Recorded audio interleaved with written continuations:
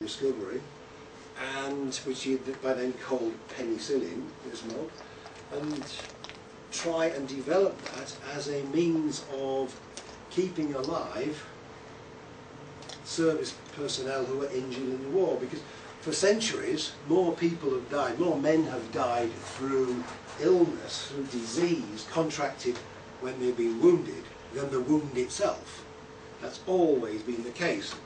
And because of the Second World War, this mammoth confrontation that was going on, these two doctors felt that one way of stopping the death rate from disease following a wound could be to use penicillin. And of course history has shown that it was a fabulous accidental discovery, a mode which is so good for us. And the same, I suppose, goes for bacteria. We have bacteria in our gut, don't we? Without that bacteria we wouldn't be able to digest food. So don't see these as always harmful. Some are, obviously, and that's why we talk about them. Viral agents in the workplace, fortunately rare, but they do exist in the workplace. The blood-borne conditions, some of the hepatitis types, hepatitis B, hepatitis C, viral, and it's a blood-borne virus, HIV, the same. Hepatitis A is contracted through infected feces. Virus comes from the feces of individuals. So when we are looking at, in this session, those things which may be harmful to us, they take many forms. They include both chemicals and biological agents. And they get into us in one of four ways. As you can see, inhalation, ingestion, absorption and injection. Inhalation, the nose, down the airways. Ingestion, through the mouth, down into the stomach. Absorption, through the skin. Either because the substance is so fine that it will go through the pores of the skin, or you have a scratch, Peter, on your arm, and the scratch allows a product to get into your body. An injection. Now, I'm not necessarily talking a hypodermic into your arm here, but if you were to stand on a nail, for example, that punctures through the sole of your boot or shoe, something that will go directly into your bloodstream. This is how we get products into our body. I thought I'd turn Skype off. Edit that out of your film, please.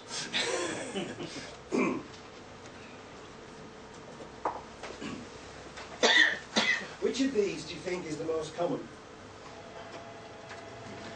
Inhalation. Inhalation. Because we've got to breathe to live, haven't we? To be honest, we have to breathe to live. So anything which is airborne then, capable of being inhaled. As we said earlier, the root for that in the lung. In the lung, if the substance which we have inhaled will dissolve, once in the blood, it can be carried to all parts of the body. Do you think ingestion of hazardous substances is common? Is it common? I've got to say no. Why? Why isn't it common?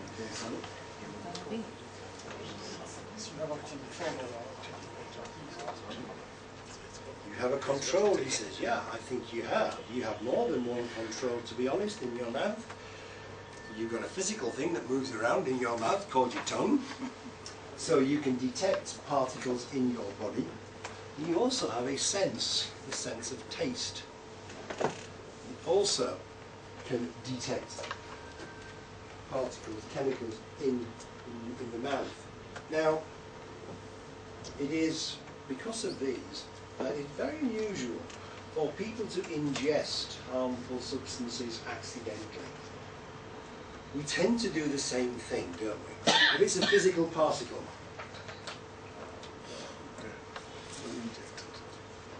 the tongue knows it's there, and whether we spit it out, whether we get something to put it in, because it's in our mouth, we tend not to just casually swallow whatever's in there if we don't know what it is. And the same goes for taste. I don't know what it is, but I can taste something, and I'm not sure of it. And again, we try and expel. So ingestion is not as common as you may think. It is inhalation which is our biggest problem. How then do we know whether something might be dangerous to us? We may inhale or ingest or absorb it through our skin. Well, generally because we are told. Well, I have got a few of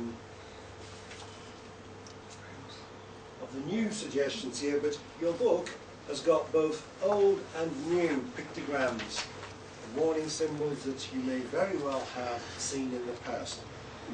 The old approach to the pictograms was the black and the orange. The black cross, for example, on a bottle of detergent, which might say irritant underneath. Black cross that might have the word harmful underneath. Skull and crossbones for the poisons, things that are toxic or very toxic. We are seeing a move towards the new pictograms, the red and white ones with black images in them. This is part of the United Nations global harmonization of information. It's a good idea, it's an excellent idea, to have recognizable symbols right across the world for hazardous chemicals. No matter where you are in the world, the symbol would be constant. But because this is a United Nations backed initiative, it is not something that can be enforced on nations. But it is a good idea, and it is gathering momentum, and I think over time, maybe during the next 10 years or so, we will see a ready acceptance of the red, white and black symbols. There's about 20 pages of those chemicals which are harmful by inhalation. What else might we have?